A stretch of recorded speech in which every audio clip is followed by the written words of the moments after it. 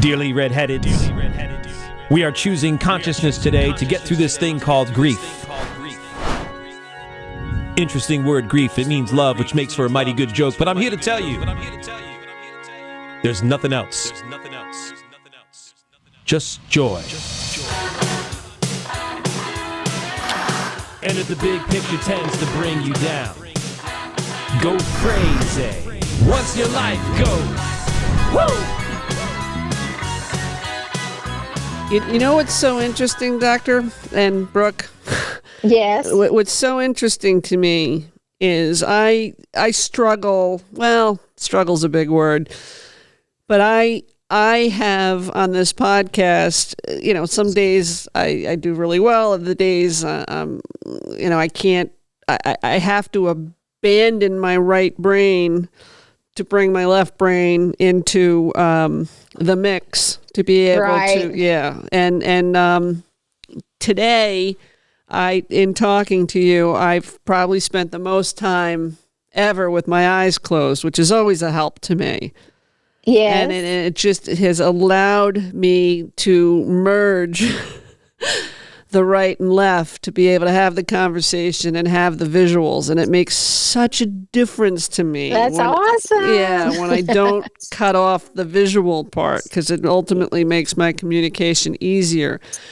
Oh, yes, absolutely. So that is amazing. Thank you. So where we were was addressing your sight, your conscious sight versus your regular sight.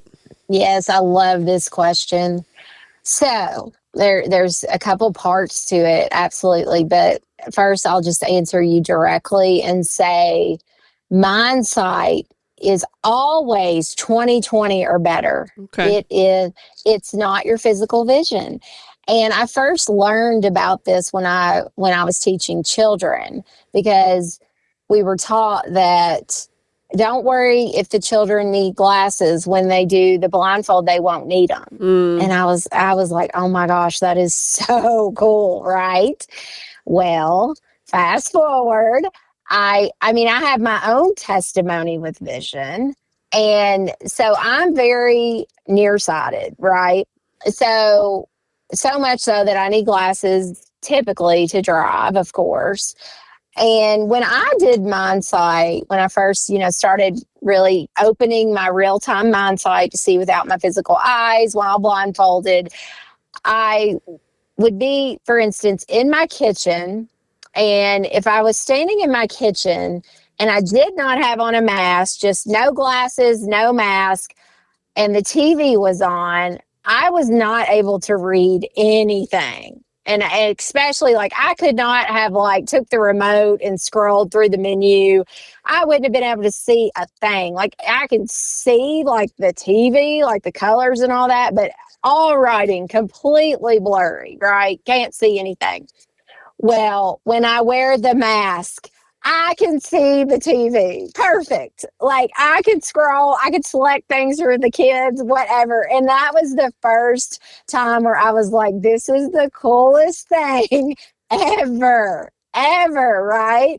And so we can talk about that, the blind in just a moment, because I would like to talk about that. Of course. I'm sitting on that one. I'm glad you brought it up. But I'll finish with the rest of my personal experiences.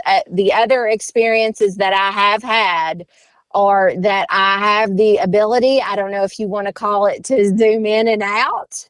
And I don't have control of it yet. But for instance, when I would go outside, this would happen to me frequently outside.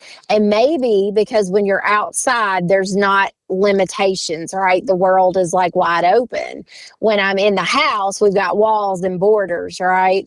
But when I would go outside, objects, things in my yard that I knew were 50 to 100 feet away, now looks like they were right up on top of me. It was I was zooming in, my garden bed, for instance. I walked out the garden bed looked like it was like right beside me when it was all the way across the yard. I was like, hold on. It was really crazy. And it didn't always happen, but it did happen more often than not. And it was just so incredible. And it just shows you how much power we truly have with these abilities, you know. But yeah, that's most of my stories around vision personally. Now I will tell you, because I get this question too. They're like, well, how's your physical sight now? Is it better?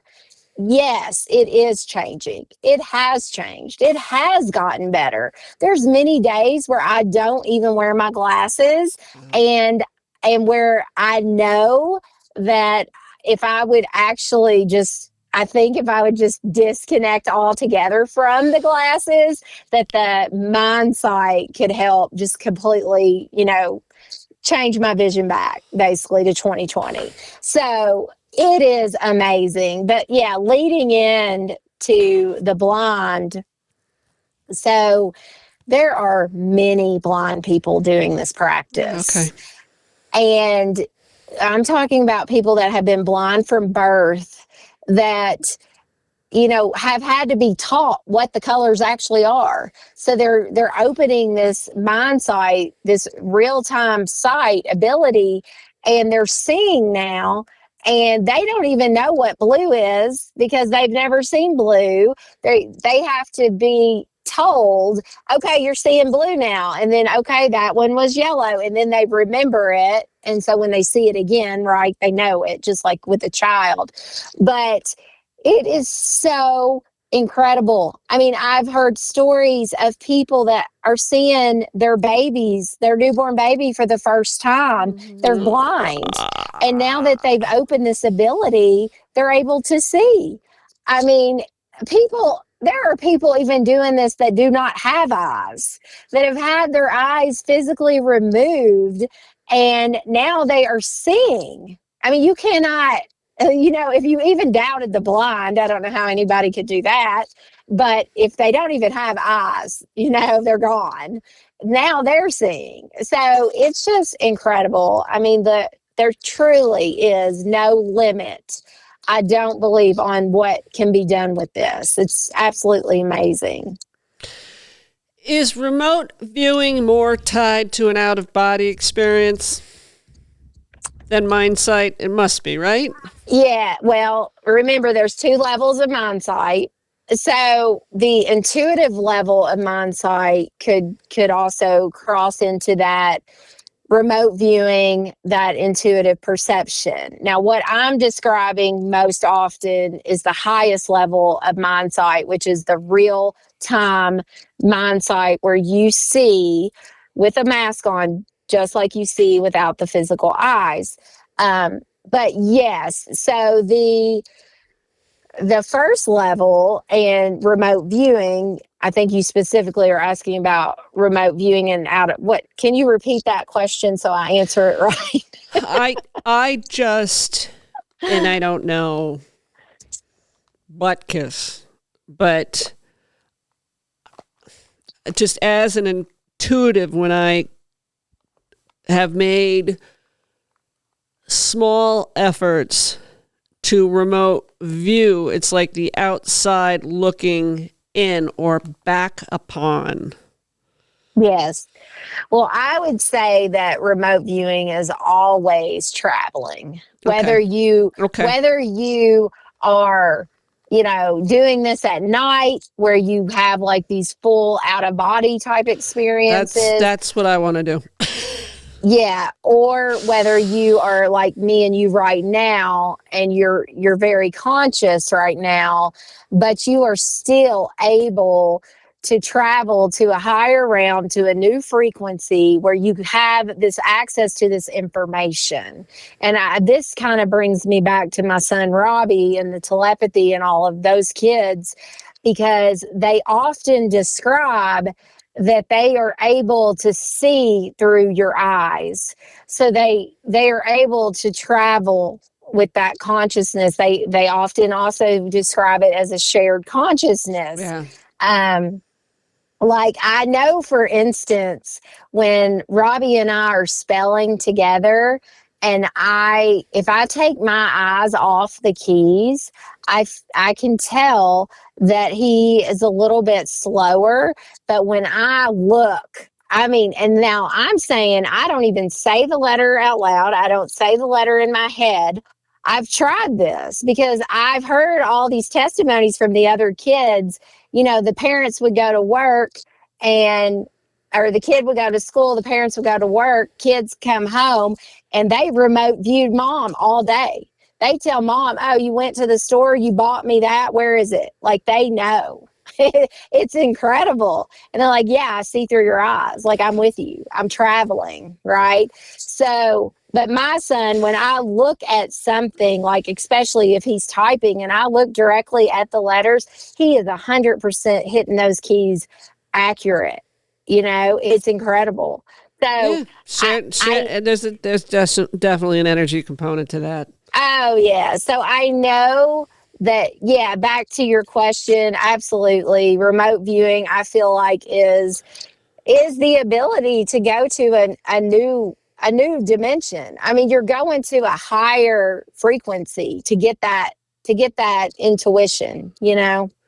Yeah, and I think it's important to mention, and I've mentioned it before, what kids bring and the stage of their soul. And I know that both of my sons, but one in particular, brought such unbelievable intuitive gifts to me to teach me lessons that I wasn't going to get elsewhere.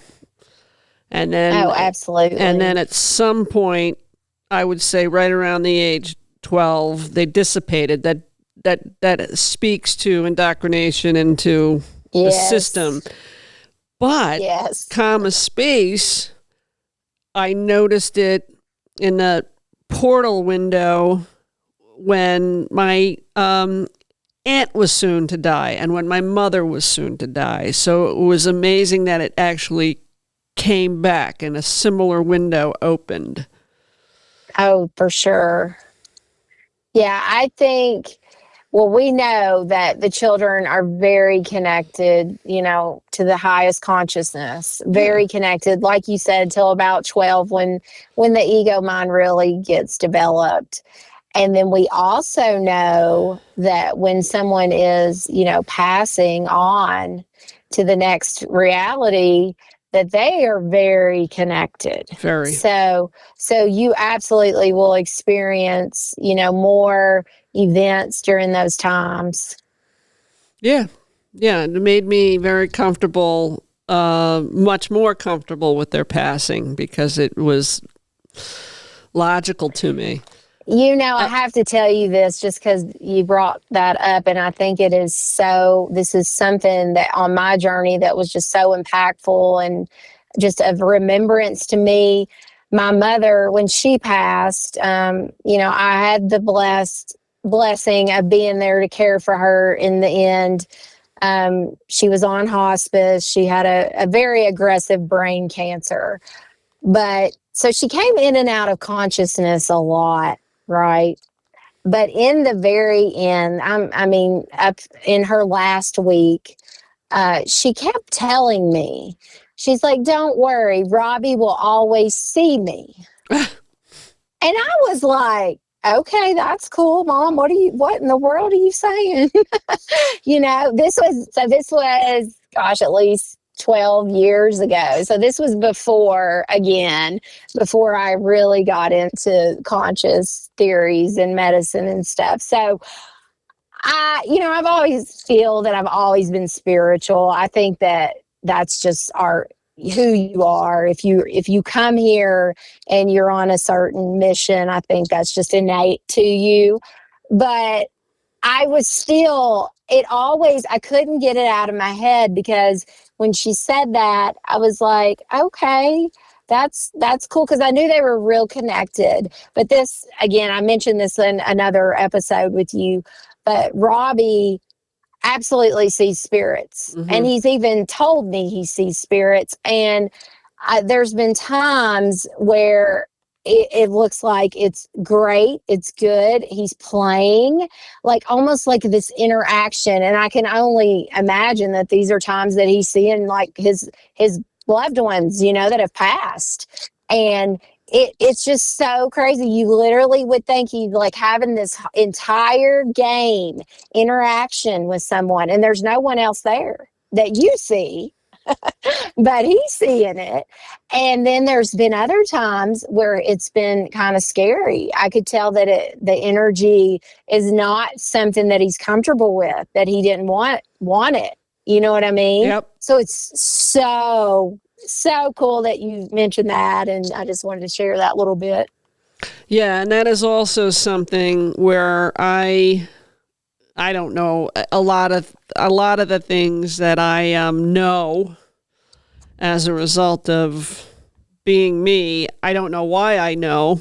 I just I don't know. It's interesting, but I also have always been able to say out loud too much. You know, I've been able to speak to however I'm guided and just say when it's too much, can't handle it. Yes. Don't show me more. Enough's enough. I've had such profoundly divine experiences that I still haven't shared, which whether I do or not, I'm not deliberately not talking about it. It's just I'm not asked and not it's just not, you know, but I once had a woman who worked for me for a couple of years. I had gone out, I don't know, I had gone somewhere, and she was taking care of I think my pets. I think my mom could still travel at the time, and I had my mom with me. And I came back into the house, and this woman looks at me. She goes, "Do you know what goes on in this house?" Oh. And I said, "I think so." And she went on to tell me a couple things that she experienced, and I said, "Yeah, they don't get away with that when I'm around." And I mean, it was beautiful. It was beautiful. It was nothing weird or scary. That's great. They're not allowed to scare me because I've been scared enough in 3D. I don't need need any other dimensions freaking me out. But I have my mindfold mask still in the packaging in front of me. The mask that you suggested I buy for the 18th. And so I should I, before the 18th, I have about 10 days, should I do what you did and just put it on for 10 minutes? I would highly recommend it. And I will tell you why. Because we haven't talked about this yet. But okay. So Mindsight is actually it's kind of a fairly newer term that has been given to this non-ocular vision ability, right? And so there's not a lot of research, like for the science people out there. If you go on a hunt, you're like type in Mindsight, like look for like scientific studies. You're pretty much going to come up empty-handed. Now, I will tell you, if you type in non-ocular vision, there are studies. There's not a lot, but there are some, and most of them are not in the United States for whatever reason, other countries. That's always the case. Yeah. And we're not exactly visionaries.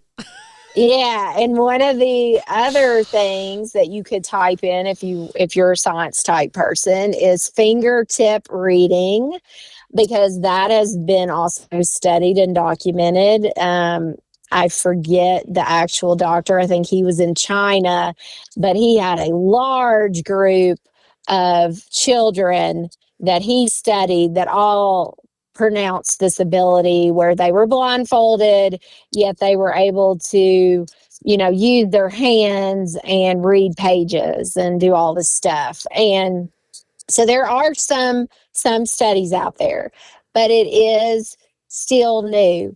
But I bring all that up to tell you, that I personally believe that there are two things that happen when you develop Mindsight. Okay. Now, as I say this, I'm going to say that this is my professional opinion based on my own experiences working with many children and lots of adults and myself to this point. So I believe that when you develop Mindsight, there is a process that is called dermal activation. Okay. So this is the ability, just as it sounds, you're going to see through the dermis, through the skin. So we know that you can see without your physical eyes. And like I mentioned, there are studies. There's actually studies for those science people that need that. Uh, so there's actually studies that have shown us, yeah, this is actually a thing. There are people that can do this, right? But my experience with Mindsight is that people activate, through the dermis. And most often, where it happens is right between the eyes. And the reason I think that happens like that is because it could be several, but my one belief is the analytical mind is going to be most accepting to the area that is closest to the physical eyes. Okay. So if the physical eyes are right here in the front of your face, and then you're going to activate the dermis right between the eyes. Now, this is where we could really get into a long conversation about the analytical mind. But what would you think would happen? Your analytical mind then would be so triggered to start coming up with things and saying, oh, you found a way to peek out of the center of the mask.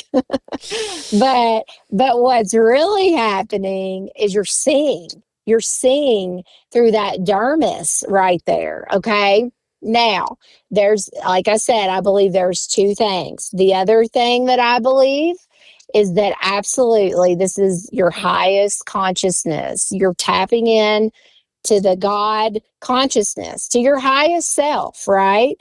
So you're not seeing with your physical eyes. So I think, yes, there's sort of a physical process that could be going on also. And that's why I encourage you to start practicing, because some people take longer to get through that little physical stuff. Okay.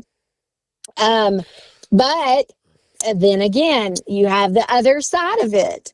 If you are so connected, because I will tell you this too, there's children just like my son Waylon, the third born, who put the mask on and within seconds was seeing.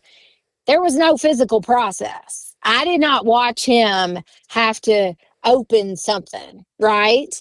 I watched him put a mask on and connect. So that's where I tell you that I believe that there's two parts to the actual ability and how that we are able to tap into it. How long should I leave the mask on? Like 10 minutes? I would do 10 minutes. I mean, okay, here's another, I say, misconception is that many people believe that to do Mindsight that they need to be in an altered brainwave state. And this is simply not true. Now, could you do Mindsight in an altered, deeper brainwave state? I'm sure, absolutely. But I will tell you what will come in too is more intuitive perception. You're going to probably start traveling and doing more stuff than if you're more conscious in beta and you're actually able to just see the room, just like you see it now. So the other thing about Mindsight, which as I'm telling you this, it's just really clicking for me too, is that I'm asking you to be in beta, right? Your typical brainwave state. But I'm also asking you to be balanced, to be in an emotional, balanced, coherent, frequency. So if you can do that, not only will you do Mindsight, but goodness, imagine what that could do for you in all of your life. Because I'm trying to train you how to not go deep into a meditation, but to just be your normal self and be happy, balanced, and coherent. I mean, that's going to give you the power to just, be limitless with everything because your nervous system is going to be so regulated. Does that make sense? It makes a ton of sense. It makes a ton of Yes, sense. but to answer that, 10 minutes is good because here's the thing with Mindsight. You want it to be fun. And again, children tap into this, so easily for many reasons. But one of them is because they are in this imaginative, playful state, right? Yeah. And if we can be in that state, if we can have fun and laugh, and here's one of the coolest. I mean, there's just so many amazing things to this process. But one of them is when you smile, almost every person I know that when they start to smile and laugh while they've been working to open this, the window opens. Yeah. That's when the window opens. And it has to be directly related to tapping into that fun, childlike energy and elevating your frequency, right? Yeah. So, I mean, it's so fun. It's so fun. It truly is. Yeah, I would say that's some of the most fun that I have is when I'm tapped into, whether it's the collective or I collaborate comedically in ways that I wish I could explain for the thoughts that I have, and I wish all my ideas were mine. They are not. Yeah. And it's wildly entertaining. I have no issue being alone. Which by the same token, I enjoy remarkable solitude. I don't know how this brain and what it's been through doesn't torture me more. I've dodged a few grateful bullets. Right. And that is very salvaging. But the whole joy thing is I've explored it on the podcast. I explore it in my personal life is challenging when you've been through so much in 3D. The sustenance of joy, not the sustenance, the sustainment. Right. Yes. That's something that this stuff. Yeah, I think Mindsight, I think you'll just love this process because it is fun and it gets you, in a way, it seems so silly too, and it makes you laugh. It's like, I've got this blindfold on, I'm doing all these, these things and making these little faces and stuff to try to open this window. And it's kind of funny and you're laughing and you're just giggling and having fun with the process. And then when it does happen, I mean, I cannot even explain. I mean, I'm sure you may have seen some of my videos. I've been very grateful that I've been able to capture several people opening their real-time windows on camera. And I mean, you can just see how excited they are and myself. And if it's a workshop, all the people, it's like the energy just goes shooting up through the sky. I mean, even if you watch it, you'll even get the energy. Like, it's incredible. I'm looking forward to not knowing too much. Did we hit 30? Almost, yeah. All right. I'm looking forward to not knowing too much. I think you may remember when I contacted you, whatever guided me to get in touch with you, because my clear cognizance is so strong. Yeah, I end up having a better experience, and the experience I'm meant to have if I don't have too much influence. I have a much more fun experience for me, no pun intended, going in blind, and then I can I can extract what I'm supposed to out of that things. That makes sense. Yeah, yes, yeah, sure. and I like claircognizance. I like that definition of what I am. But my intuition is different. My intuition is autistic. Well, that to me, that's just amazing, because that just probably means you're just at even higher frequencies. Well, yeah, and I have I've described it once before. Before I was, I think it was before. I wish I knew for sure. It was either before I had, and I forget what I've told you, but it was before I had. 2022, I had a KunTalini awakening, and I don't remember if it was before or after that. I have a consistent, well, it changes because it's tied to my intuition, but I have a consistent sound in my head.